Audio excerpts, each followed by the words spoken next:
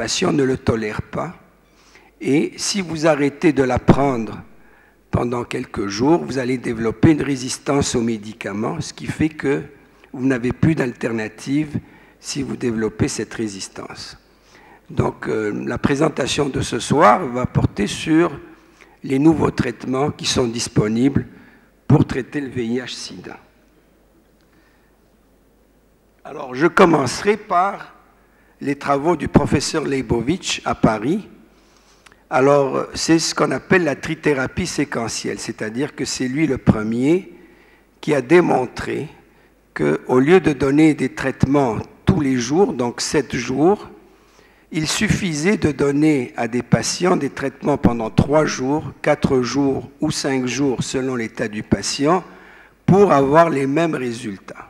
Alors c'est quand même une avancée spectaculaire, ça a été fait sur une centaine de patients français et il y a des grands avantages à cela, c'est-à-dire que l'efficacité est la même, mais vous réduisez significativement le nombre d'effets secondaires, vous augmentez l'observance au traitement puisque le patient a moins de médicaments à prendre et aussi vous diminuez aussi significativement le coût des médicaments.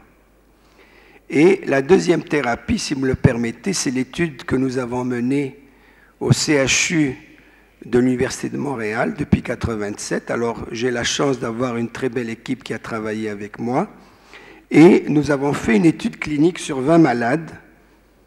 Donc, cette étude-là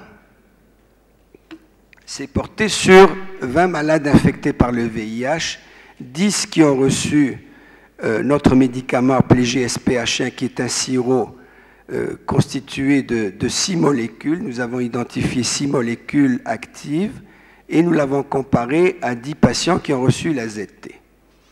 Avant de vous détailler les résultats de cette étude, j'aimerais porter votre attention sur ce que les chercheurs mondiaux, les plus grosses sommités mondiales actuellement, sont unanimes à dire, c'est que le contrôle de l'infection du VIH passe par le système immunitaire et en particulier par une variété de globules blancs qu'on appelle les lymphocytes T8.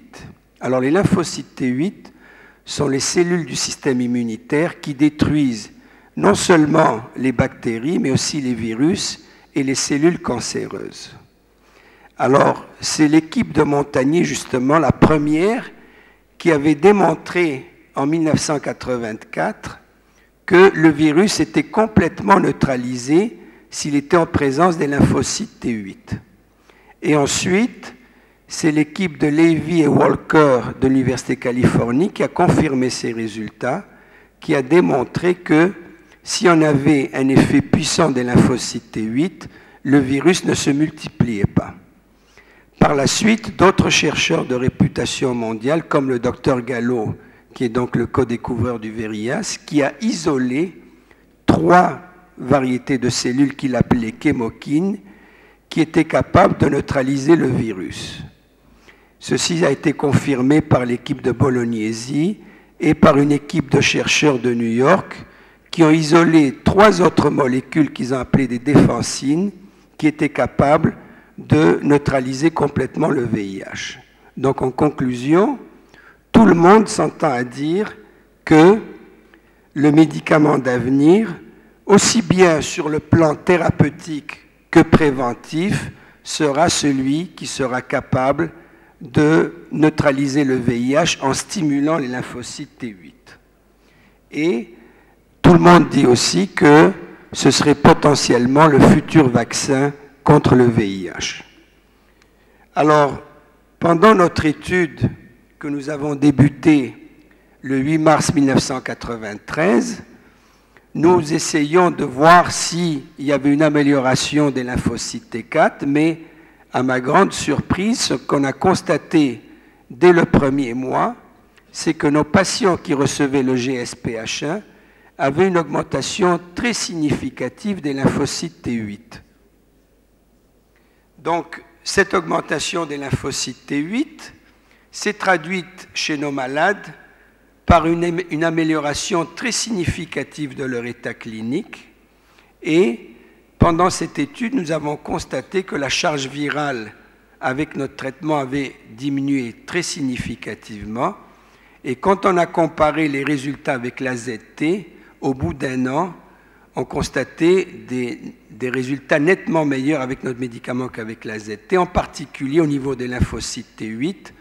On avait une augmentation moyenne de 43% des lymphocytes T8 dans notre groupe, comparativement à une baisse de 18% dans le groupe de l'AZT. Finalement, aux doses thérapeutiques qu'on a utilisées avec notre médicament, il n'y avait aucune toxicité, alors que l'AZT avait des effets secondaires significatifs. Et comme je vous ai dit aussi, on a non seulement démontré qu'on était meilleur que l'AZT sur le plan des paramètres immunologiques, mais aussi au niveau de l'incidence de nouvelles infections opportunistes et de la toxicité.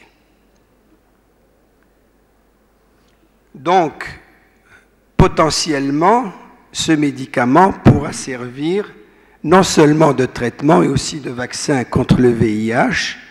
Et comme je vous ai dit tout à l'heure, les lymphocytes T8 non seulement tuent les virus et les bactéries, mais aussi les cellules cancéreuses. Donc, je considère que si on a un système immunitaire très fort au niveau des lymphocytes T8, on ne développera jamais le cancer.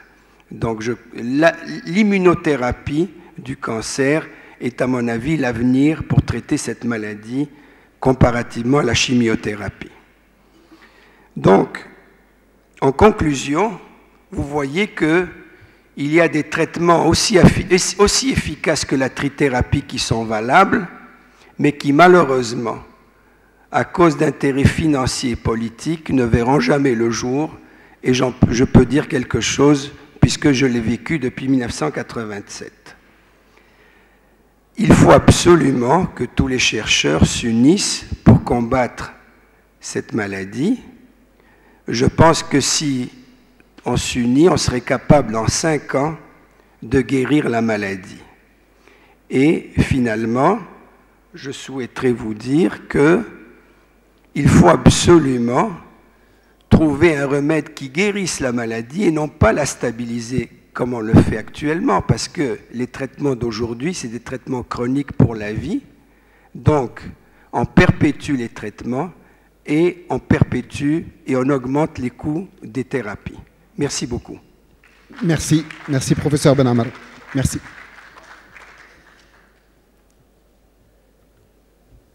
Eh bien, si vous voulez bien, moi je vais me mettre de l'autre côté. Je serai plus à l'aise sur le pupitre et je vous laisse les micros à disposition.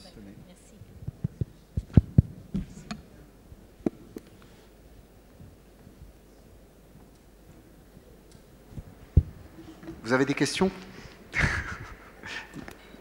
Avec plaisir, chère madame. Est-ce qu'on pourrait transmettre un micro à madame? Et je vous demanderai d'avoir l'amabilité de vous présenter et ensuite de poser votre question, ou simplement enrichir le débat avec vos idées.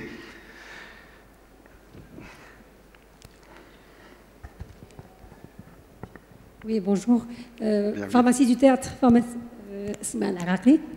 Alors, moi, ma question, c'est que je pensais pouvoir avoir plus d'informations au sujet du VIH.